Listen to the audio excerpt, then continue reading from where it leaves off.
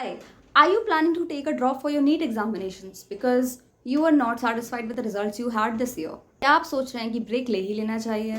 हो सकता है इस साल आप और ज़्यादा और बेहतर तरीके से प्रिपेयर करके अपना नीट एग्जाम क्लियर कर पाएँ या फिर वो रिजल्ट अचीव कर पाएँ जो आप चाहते हैं।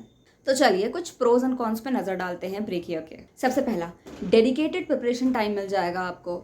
One of the primary advantages of taking a drop year is the opportunity to dedicate an entire year to NEET preparation.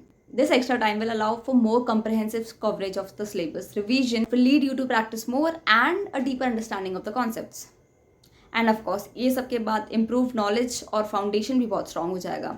एक एडिशनल ईयर के साथ प्रिपरेशन में students can strengthen their knowledge base and can build a foundation in the subjects जो कि NEET में test होते हैं। They can focus on clarifying doubts, mastering difficult topics and reinforcing fundamental concepts. आपकी test taking skills भी improve हो जाएंगी। ये लीड करेगा to increase speed and accuracy, boosting the overall performance. अपनी वीकनेसेस पे और अच्छे से काम कर पाएंगे और अपनी स्ट्रेंथ को और ग्लोरीफाई कर पाएंगे। पर अब कुछ कॉन्स पे भी नजर डालते हैं। सबसे पहले, taking a drop year will extend your time to begin college. जहाँ पे आपके दोस्त, आपके आसपास के लोग अपनी कॉलेज की जर्नी शुरू कर रहे होंगे, वहीं पे आप वही पुराना सिलेबस देख रहे होंगे, वही चीज़ें जो आप पढ़ चुके हैं उन्हीं को रिपीट कर रहे होंगे। तो एक एक्सेस बैगेज फील हो सकता है।